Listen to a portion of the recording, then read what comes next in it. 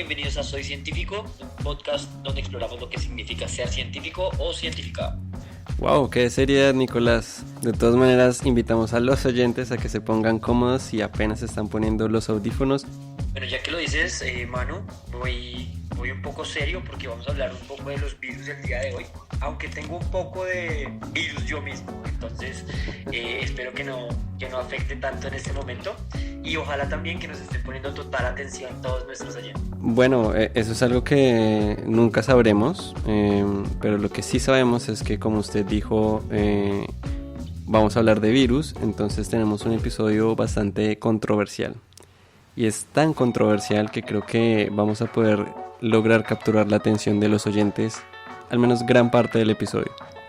Bueno, pues eso está sonando muy bacano y todo. Necesito que me dé un poquito más de información como para ver si me captura a mí también, porque la información está chévere hasta el momento.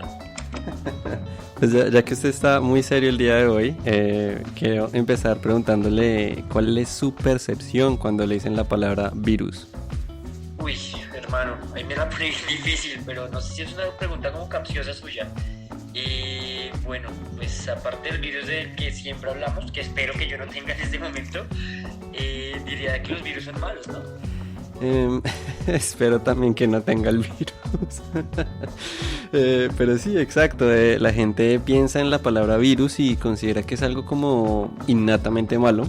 Es algo que nos puede producir una gripe, fiebre, congestión, malestar estomacal, en fin, un montón de síntomas que pues hasta ahora no veo aquí que usted esté reflejando, pero pues que normalmente solo nos terminan recetando ibuprofeno y reposo. Oiga, sí, esa vaina sí es curiosísima, ¿no? Siempre es como ibuprofeno y para la casa. Pero bueno, aunque la cosa también he escuchado que puede ponerse más seria, ¿no? Pues por ahí recuerdo algunas cosas de lo que era el chikungunya, el Zika, el dengue, algunas otras cosas o algunos episodios de SARS que venían. Bueno, esa vaina tiene una fama gigante. Los virus ya se han ganado su propia fama, entonces vendrá un poco más de no sé qué decir acá. No, y es cierto, o sea, yo creo que es como el dicho que dice, haz fama y échate a dormir. Pero bueno, aquí lo interesante son dos cosas. La primera es que según la definición de la vida, o sea, la definición oficial, los virus son organismos que prácticamente no están vivos. O sea, repito, no están vivos. ¿Cómo? Esa vaina está loquísima, ¿cómo así? Explíquese un poquito más. Pero sí, así como lo acaba de escuchar, o sea, la definición de vida dice que algo vivo, valga la redundancia, es aquella unidad genética organizada capaz de metabolizar, reproducirse y evolucionar. Y aquí estoy citando a unos científicos, esto es de un artículo que es de Purves y colaboradores en 2004. Bueno, eso me parece muy bien ese fast-checking que estás haciendo. No, siempre con gusto, pero claro, esta no es la única definición y al final, pues, en mi opinión personal, es una bobada porque pues los virus son tan interesantes que se escapan de estas definiciones por algo que pues les acabo de mencionar, ¿no? Y es el hecho de que no tienen su propia maquinaria para pues metabolizar y reproducirse. O sea, los virus siempre van a depender de invadir una célula y pues poder utilizar la maquinaria de esta para generar las copias de ellos mismos. Ah, ok, entonces por sí mismos no pueden vivir, bueno, reproducirse, ¿no? Entonces vendría siendo ese virus una cosa como una envoltura llena de ADN, ¿cierto? Sí, se le puede ver de esa manera, aunque pues también pueden haber de ARN, ¿no? O sea, el que nos está jodiendo la vida en estos momentos es de ARN. Pero bueno, acá lo interesante es que tan pronto entra el virus pues a la célula, pues la obliga a generar todo lo que el virus necesita y así genera muchas copias de este hasta pues que termina matando la célula y los nuevos millones de virus terminan buscando nuevas células que infectar. Bueno, pues esa vaina sí se ve como una vaina peligrosísima, ¿no? Donde usted se ponga a ver que se reproduce una cantidad de virus impresionantes y van usando sus células para poder hacerlo, eso suena bien peligroso. Sin embargo, no, tranquilo, siga con esa emoción que está interesante la historia, continúe. Sí. Pues bueno, no es solamente la noción de lo que usted considera de pronto peligroso, porque pues muchos microorganismos funcionan de esa manera, pero algo interesante que hay que mencionar de los virus es que algunos pueden tomar la decisión. O sea, son capaces de decidir, y cuando le digo decidir es que realmente toman la decisión de que cuando ingresan a la célula tienen dos opciones. Uno, o generan miles de copias, como le acabo de contar, lo cual se conoce como ciclo lítico. Pero estos virus también son capaces como de incluir su material genético dentro del material genético de la célula que están infectando, y pues se van a quedar ahí parchando un buen rato. La célula se va a dividir como normalmente lo hace, y pues a esto se le conoce como ciclo lisogénico. Y bueno, el virus después es capaz de decidir de cuando pasa de un ciclo al otro, y pues ya empieza a usar la maquinaria de la célula que está invadiendo. Venga, pues esa vaina suena loquísima e interesante. Y sé que, no sé si tenga como ahí los datos, porque esa vaina suena bien complicada, pero no sé cuáles son esos virus de los que nos está hablando ahorita. Pues no sé, no me interesa. Le mentí. Bueno, estos virus de los que vamos a hablar hoy se llaman bacteriófagos, o también se les conoce como fagos, y no sé si alguna vez los haya escuchado. Creo que no son tan populares, aunque son de hecho entre comillas buenos. Venga, venga, venga, espere que ahora sí ya estoy un poquito más perdido. Ahora sí, ¿cómo así que esto es bueno? Ahora. Pues resulta que estos virus atacan específicamente bacterias, y no sé si contarle más o simplemente dejar que nuestra invitada esta semana nos cuente bien qué es lo que tienen de especial estos microorganismos. Pues a mí me parece muy bacano todo lo que se está contando, sin embargo, siento que podemos dar la voz a otra persona, ¿no? Ya lo he escuchado como un rato largo a usted. No, y sobre todo la voz experta, así que pues démosle la bienvenida a Marta Vives. Ella es microbióloga y doctora en ciencias biológicas, y actualmente es profesora de la Universidad de los Andes y lleva trabajando más de 10 años con fagos y bacterias.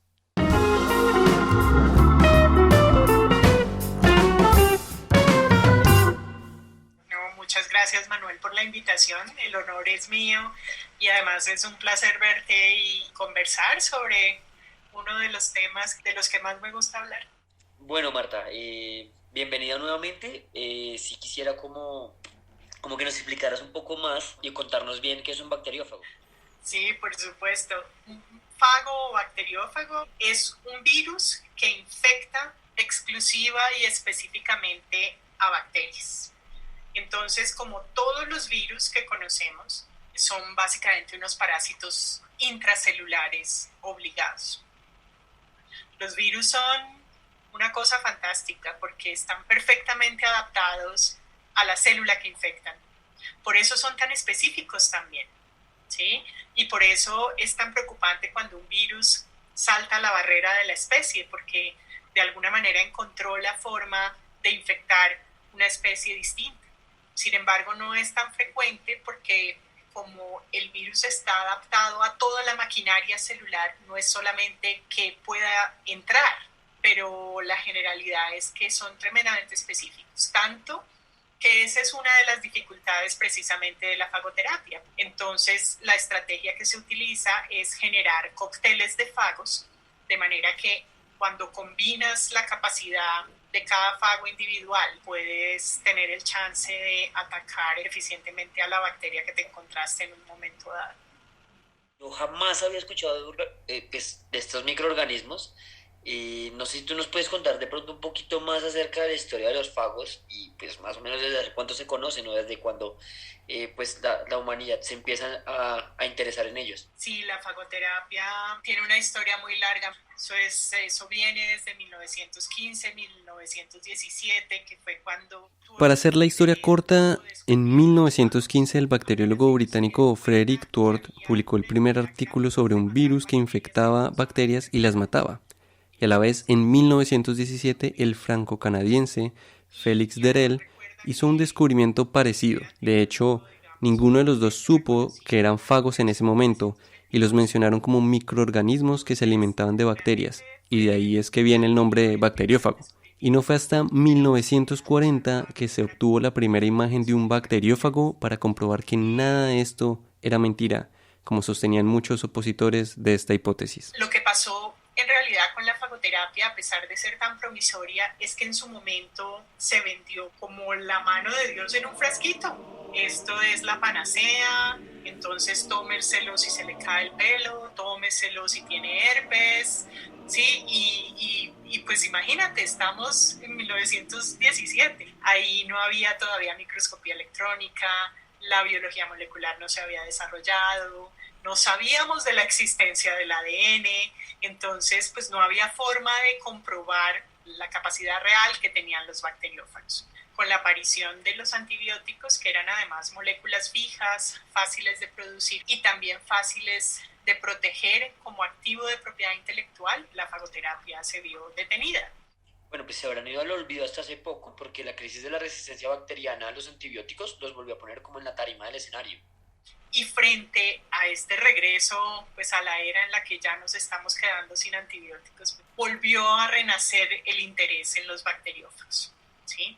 Con esa perspectiva, controlar bacterias que causan infecciones o que causan contaminación y que ya no se pueden controlar con antibióticos.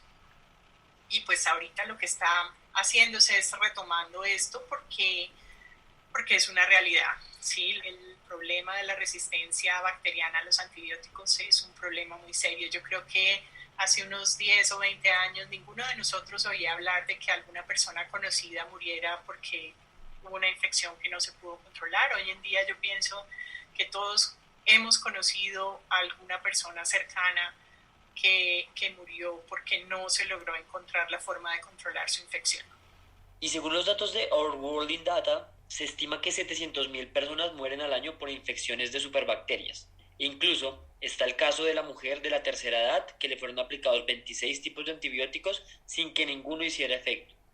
La pregunta es, si esto se debe a nuestro mal uso de los antibióticos o hay algo más que se debe tener en cuenta.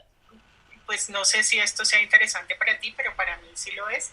Y es que las resistencias a los antibióticos, a pesar del mal uso que nosotros le hemos dado en general a los antibióticos, muy probablemente no vienen del uso humano.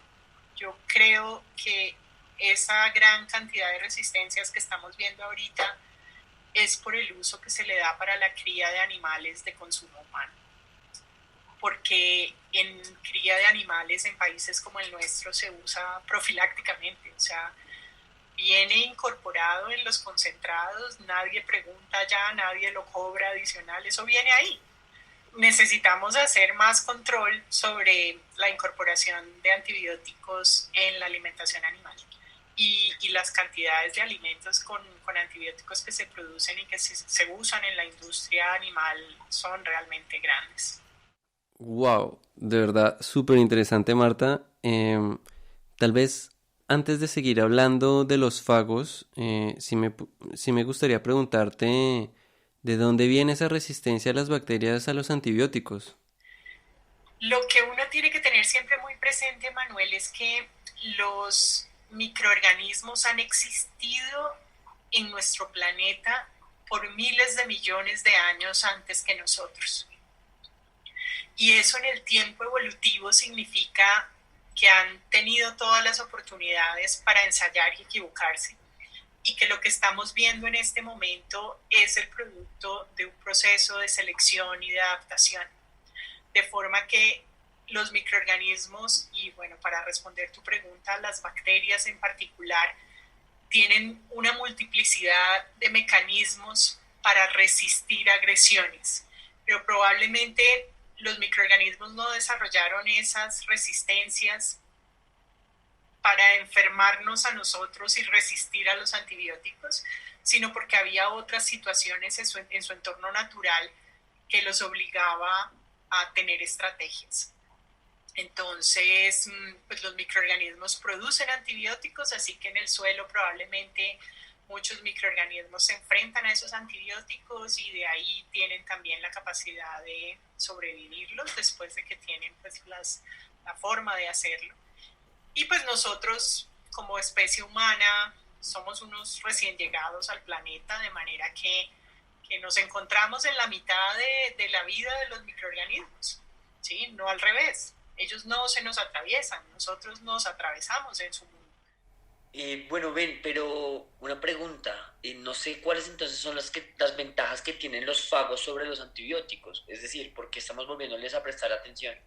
Para mí la gran ventaja que tienen los fagos frente a los antibióticos es que evolucionan, los virus evolucionan. Entonces siempre tienes la posibilidad de ir a buscar en la naturaleza nuevos virus para controlar bacterias resistentes a los fagos, porque nuevamente, acuérdate, llevan 4.200 millones de años probablemente en la faz de la Tierra, de manera que han descubierto todas las formas de solucionar problemas.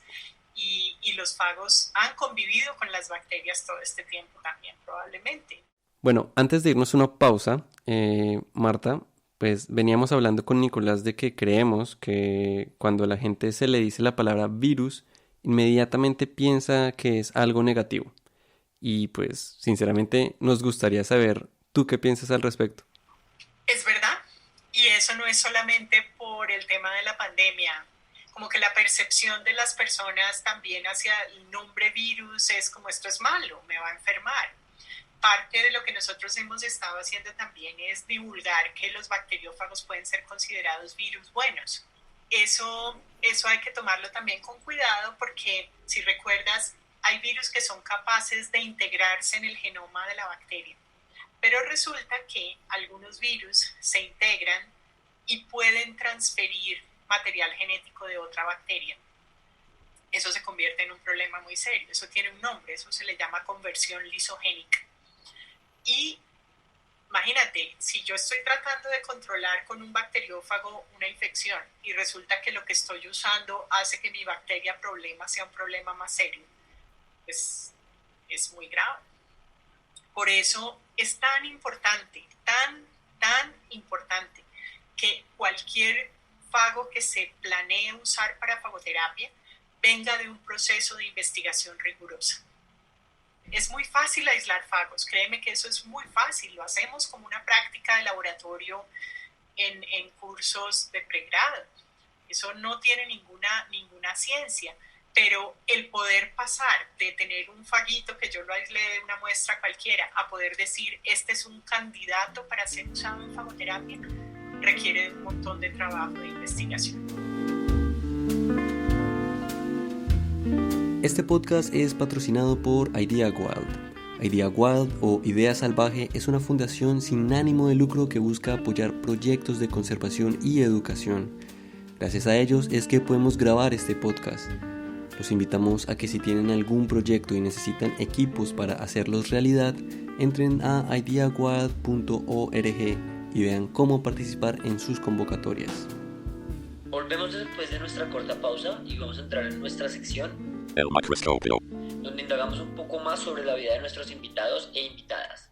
Bueno, Marta, cuéntanos un poco más de cómo fue que te empezaste a interesar por la microbiología.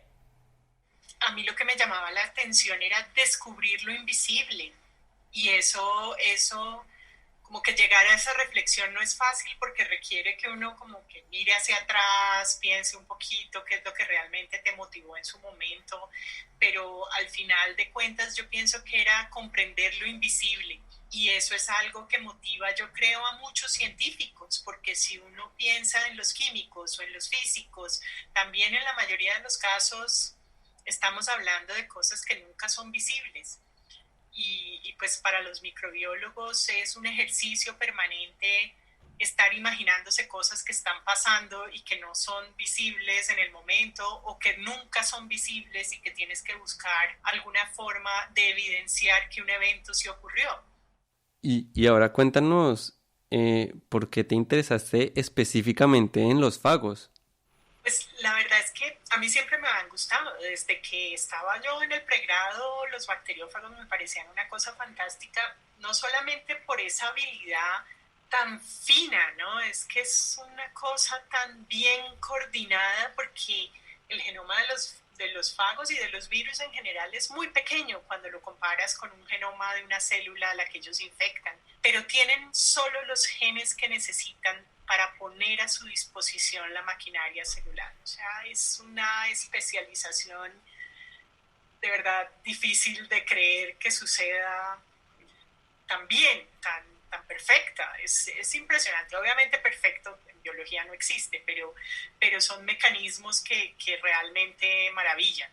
Bueno, Marta, antes de irnos y como para ir cerrando, ya lo que quisiera saber es, no sé, si tuvieras que hacerlo, si se te diera, pues si tuvieras la necesidad de hacerlo, ¿tú te tomarías uno de esos cócteles de fagos de los que hemos hablado?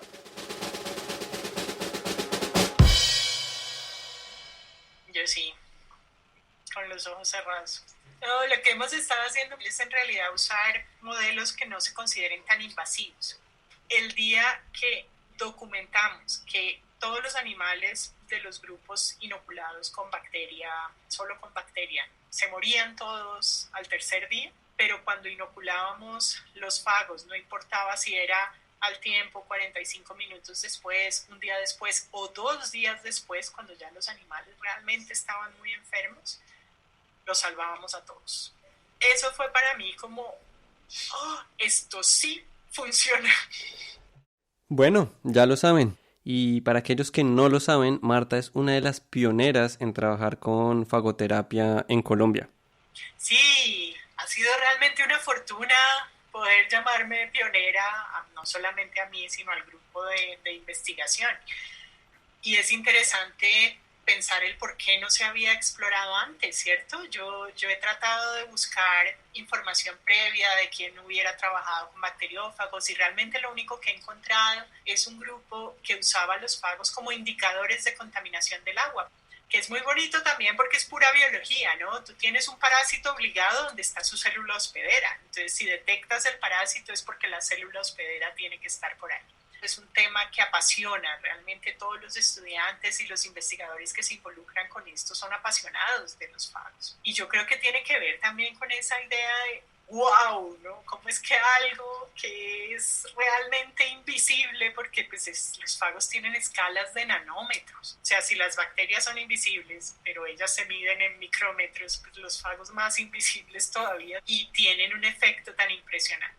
Entonces sí, empezamos como en el 2007 y ha habido muchos estudiantes y es un área de investigación que ha crecido mucho y no solamente hemos podido publicar, que pues tú sabes es la actividad normal de todos los académicos, sino también pues formar estudiantes en todos los niveles de pregrado, de maestría, de doctorado y acompañado de eso desarrollamos también un par de patentes que ya están aceptadas, hay una aceptada en Estados Unidos, 2 en Colombia y además formamos también una spin-off y en este momento pues hay egresados de nuestro programa trabajando en la spin-off a ver si logramos también como desarrollar emprendimientos de base científica.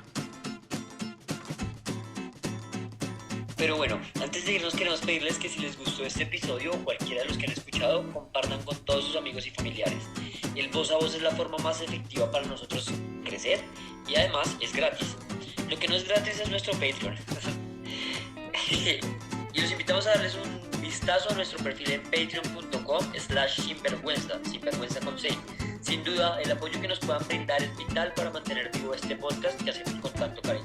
Bueno, también entendemos que muchos de ustedes están como nosotros con los bolsillos vacíos, pero también nos pueden seguir en Instagram y YouTube, aquí en Spotify, Apple Podcast y en diferentes redes. Solo deben buscarnos como Sinvergüenza con C o como Ciencia Sin Vergüenza. Este podcast es producido por Nicolás Cabrera, físico y magíster en Enseñanza de Ciencias de la Universidad Nacional de Colombia, y por Manuel Fonseca, biólogo y periodista de la Universidad de los Andes. Le agradecemos un montón a Marta por aceptar nuestra invitación y no olviden suscribirse en el podcast para que cada vez que subamos un episodio estén al tanto, porque aquí entre nos les voy a dar un adelanto para los que siguen aquí y en el siguiente episodio vamos a hablar de bacterias, porque no todas las bacterias son malas, incluso algunas son capaces de detener a los virus que sí son malos. Chao, chao.